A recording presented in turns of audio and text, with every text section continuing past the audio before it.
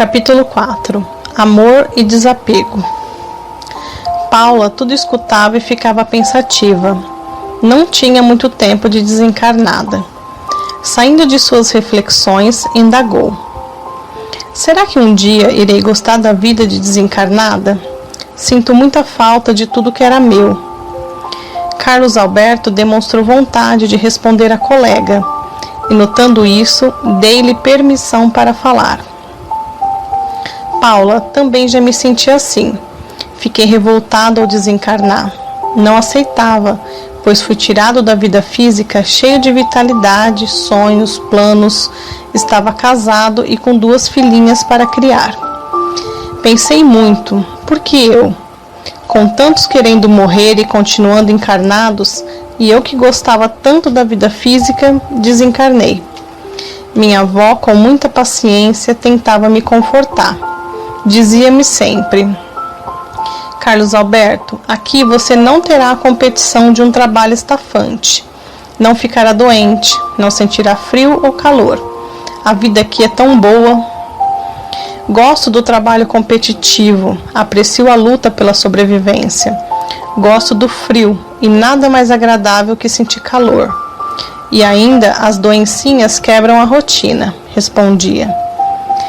Com o tempo, acabei conformado com o inevitável. Após muitos anos, entendi o porquê de ter me sentido deste modo.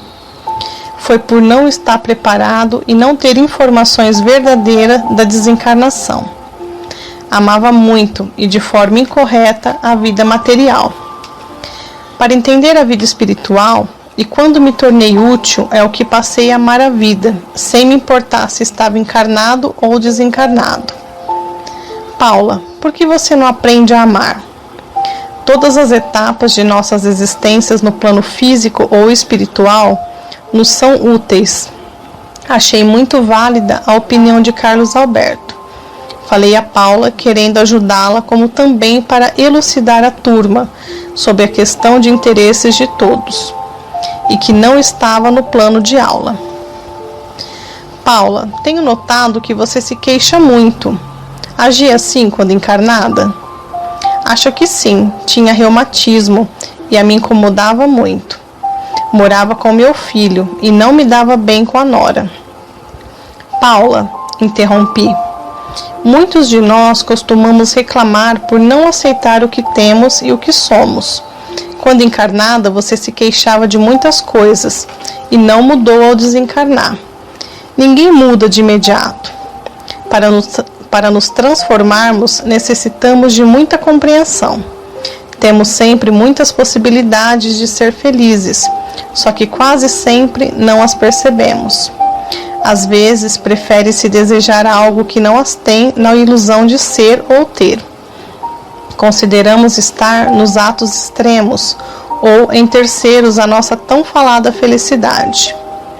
E na maioria das vezes, ao conseguir o que almejamos, a euforia passa logo e voltamos a desejar outras coisas. Todavia, a tão sonhada felicidade está dentro de nós, não importando onde vivemos e o que fazemos. Os atos externos não devem influir em nossa paz interior. Muitos pensam que só serão felizes desencarnados. Outros que só a vida física lhes trará alegria. Ao colocar fatos externos como condições para sermos felizes, não seremos. E também não devemos esperar que outros resolvam para nós a dificuldade. Enquanto não solucionarmos nossos conflitos de ter e ser, permaneceremos insatisfeitos em qualquer lugar. A felicidade duradoura está na paz conquistada, na harmonia, no equilíbrio, na alegria de ser útil, no bem e ao caminhar para o progresso. Creio, Paula, que irá gostar da vida aqui, quando sua felicidade não depender das coisas ou de pessoas. Não esperar recompensas, retorno, não exigir nada, quando você amar a si mesma, a vida e todos as que rodeiam. Patrícia, por que não falamos um pouco sobre o amor? Disse Heloísa. sobre o amor e o desapego. O assunto era deveras fascinante. Tentei elucidar a turma. Amar de forma egoísta, todos os seres humanos o fazem, nem que seja a si mesmo. Mas o amor de forma verdadeira, sem egoísmo e posse, é o que demonstra que aprendemos. Ao amar verdadeiramente, anulamos erros e irradiamos alegria em nossa volta. Amar é desapegar-se dos seres que amamos. Não é fácil. Os encarnados no aprendizado para se desprender do que lhe é caro chegam a ter sensações de dor, porque sentem sufocada sua ilusão de ter. É necessário amar tudo, mas sabendo que isso nos é emprestado. Por quem? Pelo nosso Criador. Lembremos com o objeto emprestado, cuidado dobrado. Sim, realmente o que temos nos é emprestado, já que não somos donos das coisas materiais, não possuímos nada. Nosso amor pelas coisas deve ser sensato, para usar o que nos é permitido, sem abusar. E também dar valor à casa que nos serve de lar, às roupas que vestem o corpo, ao local em que trabalhamos, onde recebemos o necessário para o sustento material. Enfim, a todos os objetos que nos são úteis. Porém, teremos um dia que deixar isso para os outros, e que os deixamos da melhor forma possível, a fim de que eles possam desfrutar dos objetos emprestados, tanto quanto nós. Até o corpo físico temos que devolver à natureza, e essa devolução, como é difícil para muitos. Até aí parece fácil, embora saibamos que muitos possuídos pelo desejo de ter se esquecem deste fato e se apegam a coisas, objetos, julgando ser deles. Mas, quando desencarnam, não querem deixá-los e aí eles ficam presos. Há uma parte mais difícil, que é o amor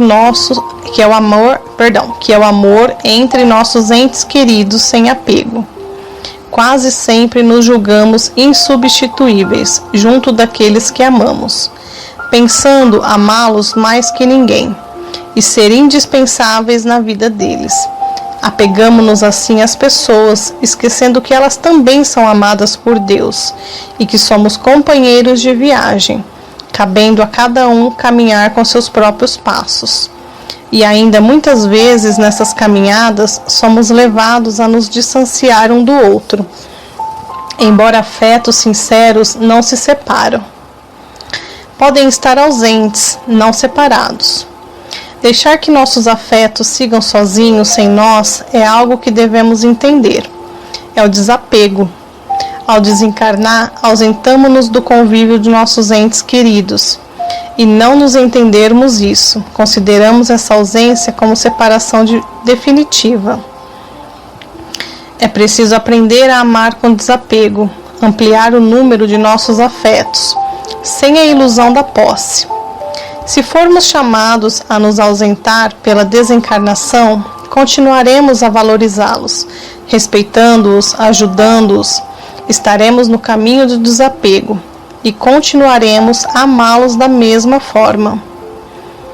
Terminei de falar e lembrei-me de Luís, de sua história que poderia bem ilustrar esse assunto. Convidei-o a falar de si para toda a classe, sabendo que sua narrativa seria importante para todos nós. Luís começou a falar. Minha vida transcorria com normalidade. Minha família e eu vivíamos numa propriedade rural, onde ganhávamos o pão com trabalho honesto. Apesar de muitas dificuldades, éramos felizes, pois aprendemos com os nossos pais a trabalhar e a confiar em Deus. Estava com 50 anos ao desencarnar. Quando me dei conta, sem saber quanto tempo havia passado, vi-me num ambiente agradável e fraterno. Passados uns dias, senti lá no fundo preocupação com a minha família, e isso aumentava a cada instante. Quando o médico que nos atendia chegou para a visita diária, Externei minhas preocupações, que se transformavam numa grande angústia, quase insuportável. Com muita atenção e carinho, esclareceu-me que eu havia morrido, desencarnado, e que estava num poço de socorro, salientando que aquilo era a percepção psíquica do estado material e mental por que passava minha família. Eu sentia daquele modo porque era como se viesse cada um dos pensamentos e angústias de minha esposa, companheira e de meus filhos. Explicou-me também que todo sentimento era forte em relação a uma ou mais pessoas, que nos une mentalmente a elas, e que estamos ligados pelo amor ou pelo ódio. Eu estava ligado aos meus pelo afeto. Ensinou-me também que eu não podia no momento fazer nada por eles, a não ser orar, pedindo a Deus que lhes concedesse paz, amor, harmonia e aceitação do ocorrido. Pois a morte de um ente querido é quase sempre muito dolorida.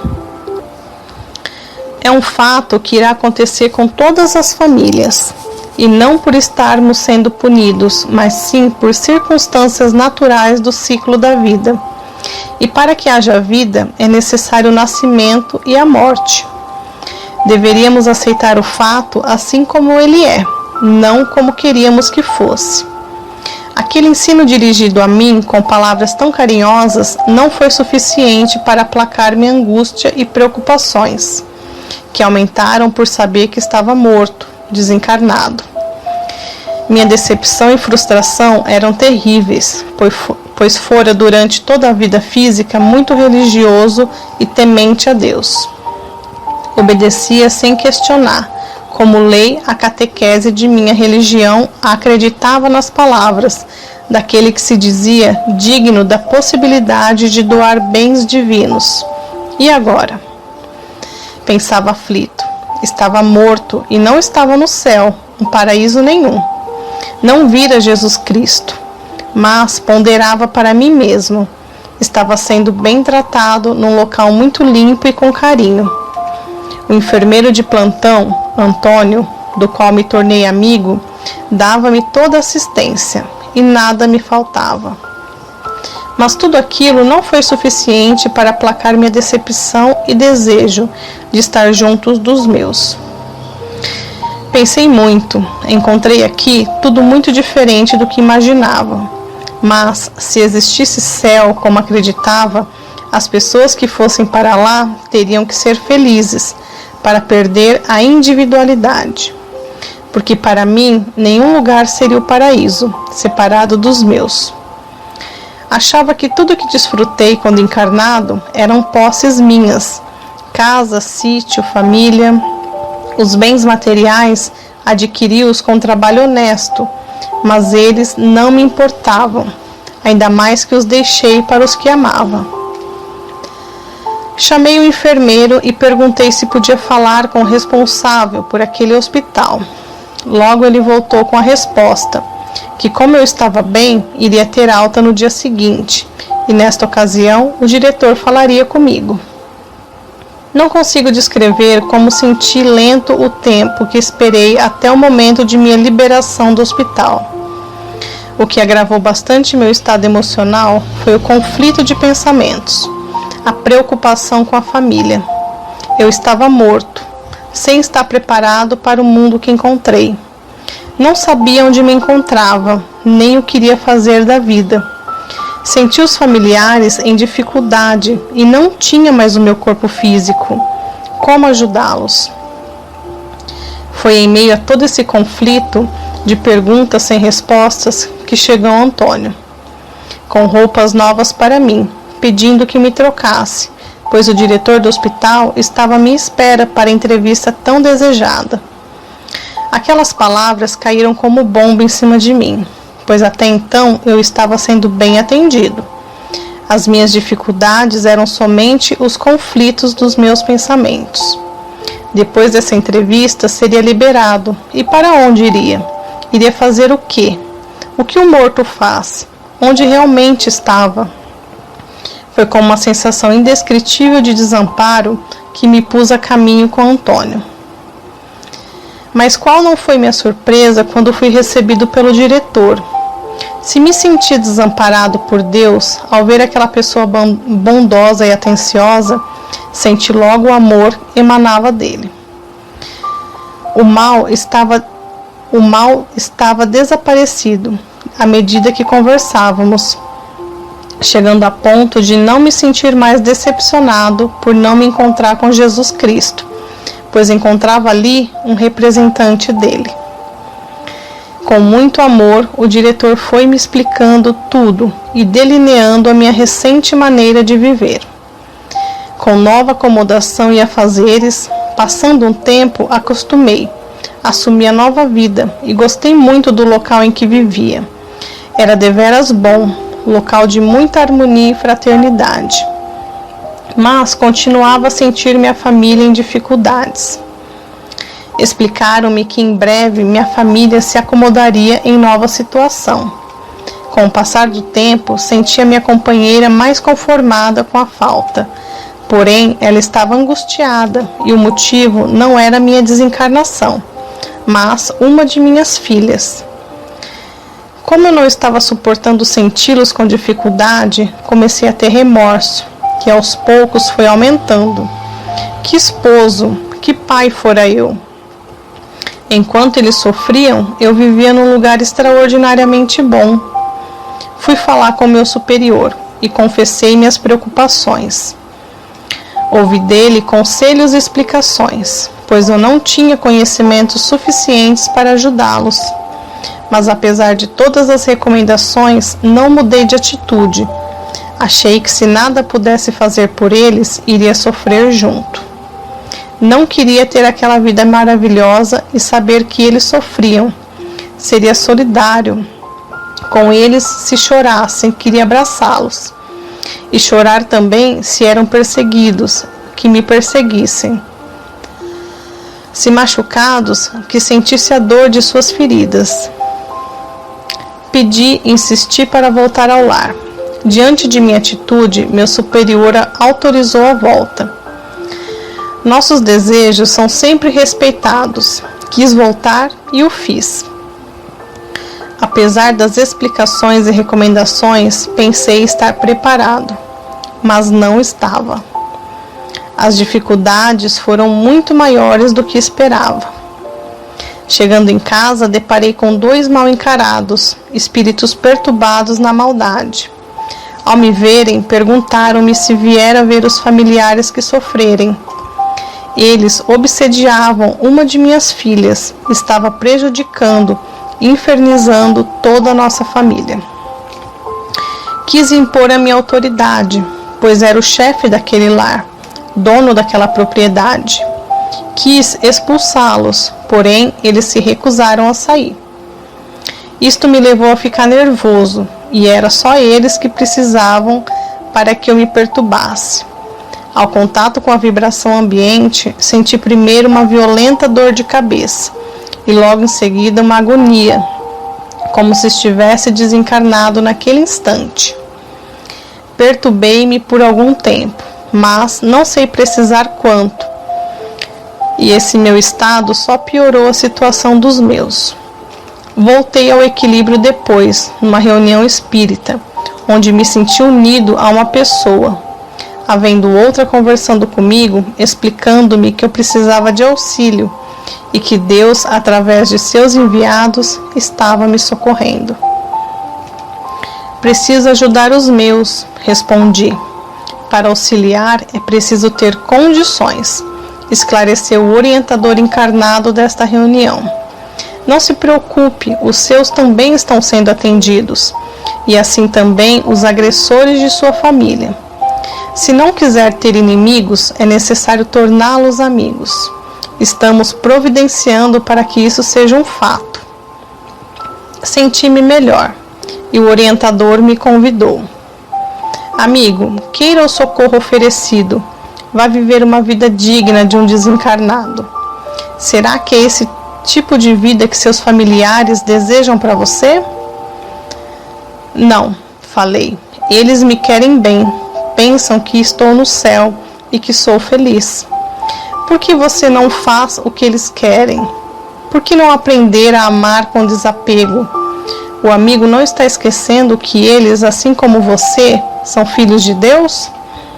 Se você foi chamado a viver do outro modo, é porque findou seu tempo como encarnado.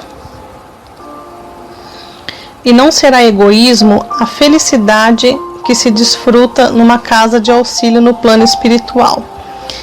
Se a um conseguiu por merecimento e afinidade, faça o que tem que ser feito. No momento é viver no abrigo para desencarnados, estudar, trabalhar, sendo útil como fez quando encarnado.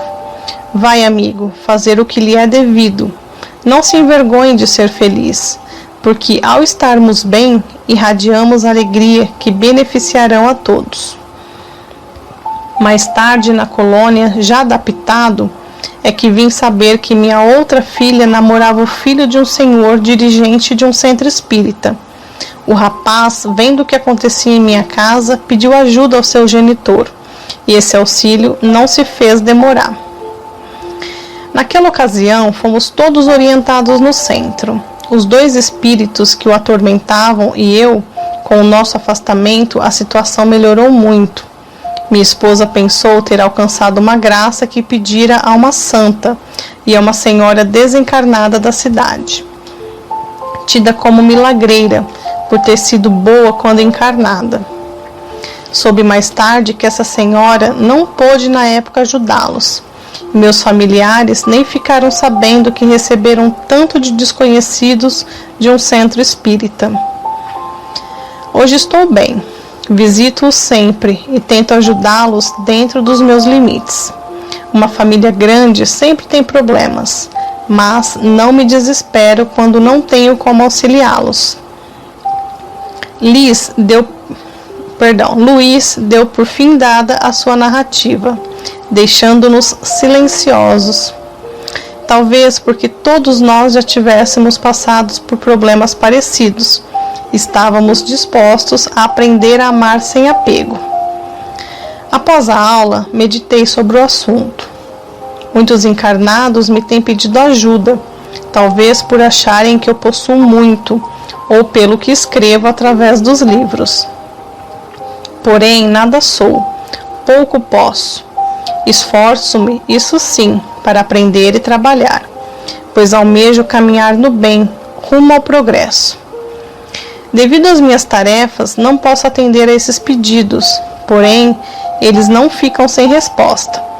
A personalidade aqui não é cultuada. Os bons espíritos atendem em nome da fé, da sinceridade, sem se importar de quem vem o pedido. Muitos que os encarnados nem conhecem são ativos no plano espiritual e atendem essas solicitações. Constituem-se em obreiros samaritanos, humildes, trabalhadores de centros espíritas, desencarnados e amigos protetores dos que pedem. Fazem por amor, apenas pelo prazer de servir. Deve-se pedir a Deus e a Jesus, ao anjo protetor, que os bons desencarnados atendam e ajudem no que seja possível. Concluí meus pensamentos com a certeza de que muito o amo e que minha família aumenta constantemente, pois quero amar toda a humanidade, mas tenho pelos meus imenso e infinito carinho, só que com desapego. Amo-os sem posse, é o que todos nós deveríamos fazer, amar com desapego.